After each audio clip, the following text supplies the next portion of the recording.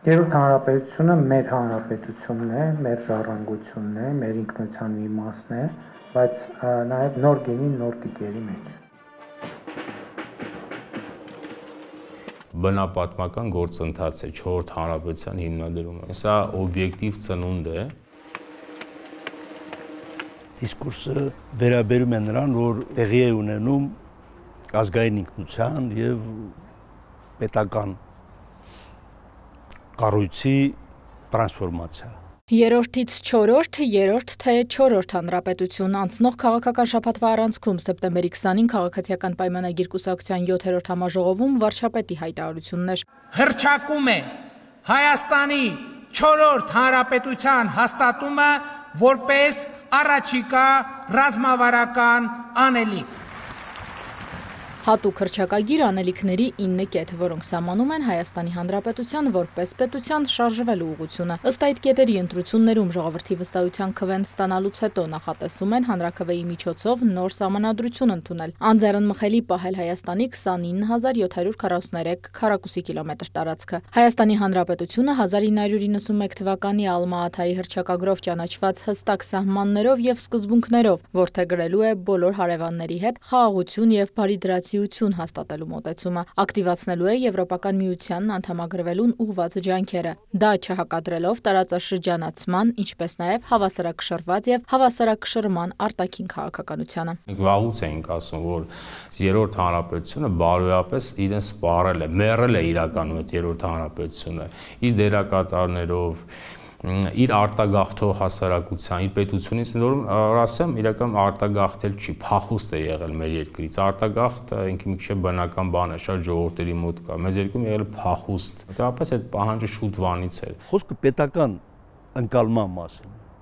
պետական, իրավական, քաղաքական ընկալման մասին է։ Եվ Հայաստանի քաղաքական համակարգը պետք է ընդունի արկա իրողությունը, որ սա է Հայաստանը։ Այսօրվա Հայաստան, ուզում եք 6-րդ հանրապետություն ասեք, ուզում եք ասեք, չգիտեմ, Բագրատունների թագավորության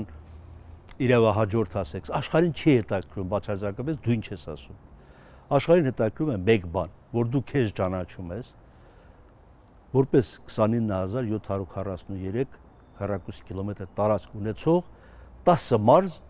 եւ 1 մայրաքաղաք ունեցող պետություն, սա է քո տարածք, սա է քո երկիրը։ Երբ են փոխում անունը հանրապետության առաջի, երկրորդին, երրորդին, եւ որ ինչ-որ լուրջ փոփոխություն է կատարվում։ Ի վերջո Հայաստանը դադարեց նայել մի ուղղությամբ, փորձում է բազմավեկտոր քաղաքականություն, հասկանում ենք, որ լուրջ փոփոխություն է կատարվում, նույն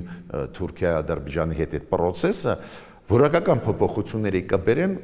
բոլորս հասկանում ենք։ Առաջինից երրորդ հանրապետություններ Ստեփան Գրիգորյանը պատմական էքսկուրսի քաղաքական շեշտադրումներն է առանձնացնում։ Առաջին հանրապետությունը արդյունք էր առաջի համաշխարհային պատերազմից հետո ստեղծված իրավիճակի։ Բայց երբ որ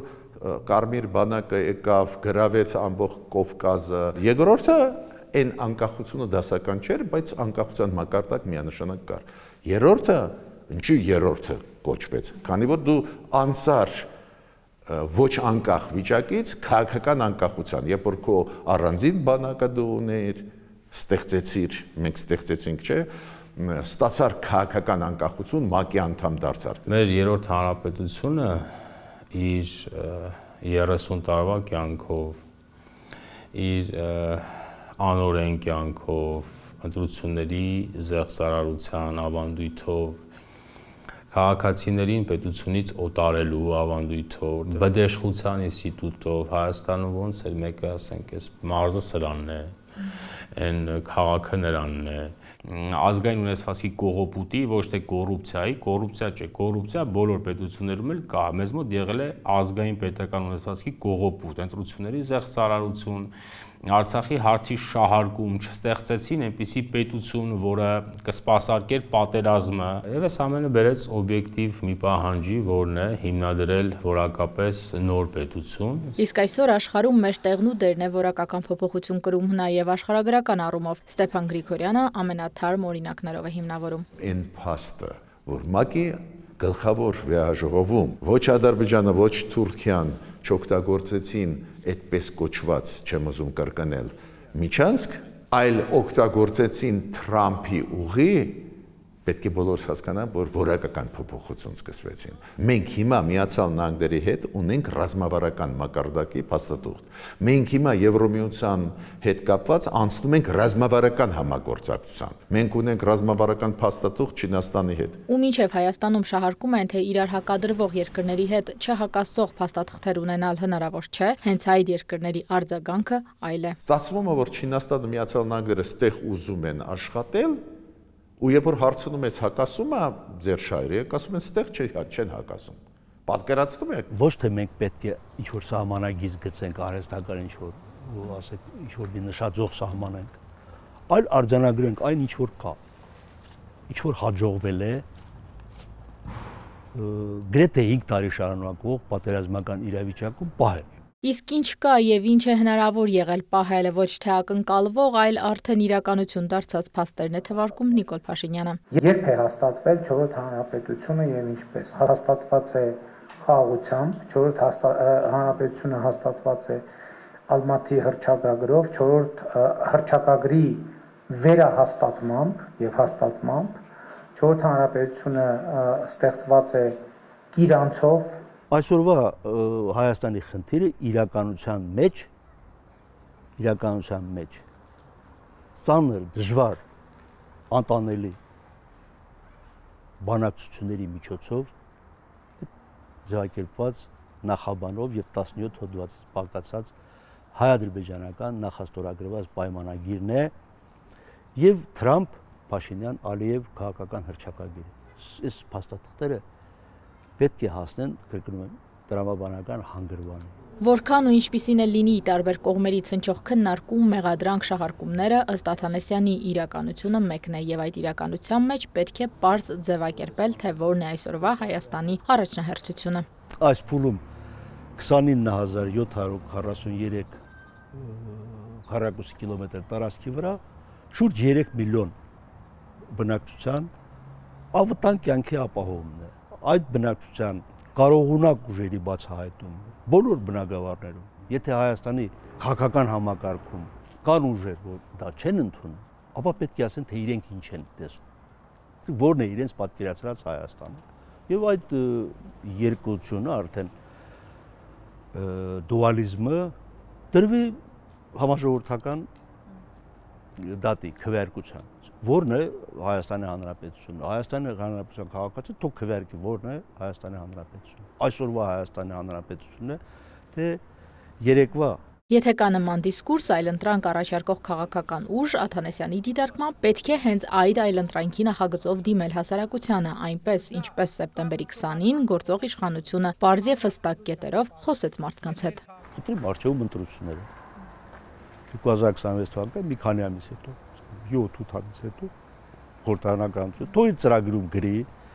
որը կվերականգնելու է 1994 թվականի մայիսի 12-ի սահմանները, Արաքսից մինչև Օմար, լինելու է Հայաստանի արևելյան, հարավ-արևելյան եւ հյուսիս-արևելյան սահման ու ներկայանա ժողովրդին։ Եթե ժողովուրդը քվեարկի եւ այդ ուժը կստանա պարլամենտի մեծամասնությունը, թող արդեն այդ ուժը եւ ժողովուրդը հետագայի համար պատասխանատվություն ստանալ։ Փորձագետները միակարծիք են, պատերազմին հաջորդած ծանր օրերից մինչև այսօր խորհրդարանում, խորհրդարանից դուրս, հրապարակներում դեռ այլընտրանքային առաջարկներ, ծրագրեր չեն հնչել։ Խնդիրը նա է, որ ոչ ոք չի ասում, թե ինքը ինչ է ուզում, բայց ասում են այն ինչ որ կա, մենք չենք ուզում։ Այսինքն այն ինչ որ առարկայական կա, բանակցությունների սեղանին է եղել եւ նախաստորագրվել է, իրենք ասում են, որ դա խաղաղություն չէ, դա կապիտուլյացիա է, սողացող կապիտուլյացիա է, անարժանապատիվ փաստաթուղթ է, բայց ո՞րն է արժանապատիվ փաստաթուղթ, իրենք չեն ասում։ Ես չեմ հասկանում, այդ մշակույթը քաղաքական ամեն ինչի ասում են, որ շատ վատ բան է, վաղը վատ կլինի, ել ավելի վատ կլինի։ Ո՞րն է դա։ Եթե ՄԱԿ-ում Դոնալդ Տրամպը մեր մասին խոսում է, Էրդողանը մեր մասին խոսում է, դրական հրաժարվեցին այն ստանդարտ բարերից։ Իհարկե նաև կան բացական տեսանկյուններ, որ ինձ համար հասկանալի չի, որը մի մասը իհարկե մեր կոնսերվատիվ մտածողությունից է։ Մենք ընդ որում մենք կոնսերվատիվ նկատի ունեմ դախացած մտածողությունը, ամեն մոդեռնը, ամեն նոր բանը մի հատ այն գլխից քննադատես, սա լավ բան չի։ Մի հատվածը պարզ է, որ ցանկացած բանով հակառակ խոսացող հատված է։ Պատկերացումներ կա, դե ինչ թիվ է, որ ինչ թիվ է։ Ֆրանսիացիները 5-ը հանրապետություն են հիմնադրել, ով մեր նման չեն եկել, ասենք այս մեկի վրա շատ կոնսերվատիվ, լրվենք մնանք։ Ամեն անգամ մեռել է 3-ը, կեցե Ֆրանսիան։ Հիմնադրում ենք 4-ը, մեռավ 4-ը, կեցե Ֆրանսիան, հիմնադրում ենք 5-րդը, ժողովուրդը ապելու ձգտում պետք է ունենա։ Չորրորդ հանրապետությունը արդեն ստեղծված է կա։ Մենք այսօր մեր բոլորիս ուշադրությունն ենք հրավիրում այդ փաստի վրա եւ մեր առաջիկա անելիքները ուզում ենք ձևակերպել այդպես, որ այդ փաստը դառնա նաեւ ձևակերպված իրականություն եւ շատ կարեւոր եմ համարում այն շեշտադրումը, որ չորրորդ հանրապետության հեղինակը Հայաստանի Հանրապետության ժողովուրդն է։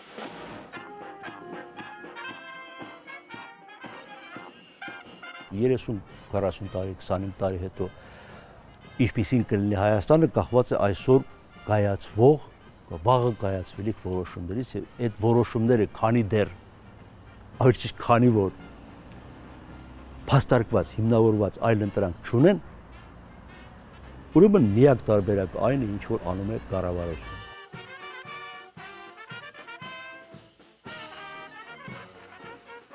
Սա օբյեկտիվ պահանջ է, մենք պիտի ողջ ունենք, 4 հանրապետության ծնունդը, կյանք տանք այդ 4 հանրապետությանը, ժողովուրդները այդպիսի բաներ անում են իրենց կյանքում։ Պետությանը եւ ժողովրդին ապրելու նոր ձգտումներ են պետք, նաեւ ֆորմալ իմաստով կազմակերպվելու։ Եվ ֆորմալ իմաստել 4 հանրապետության հիմնադրումն է, դրա համար մենք մեզ պիտի շնորհավորենք, մեր ժողովուրդը պիտի մասնակցի իր նոր պետության ծնունդին, պահանջի յուրաքանչյուրից իշխանությունով ուզում է լինի, սպասարկել որակապես նոր 4 հանրապետությանը։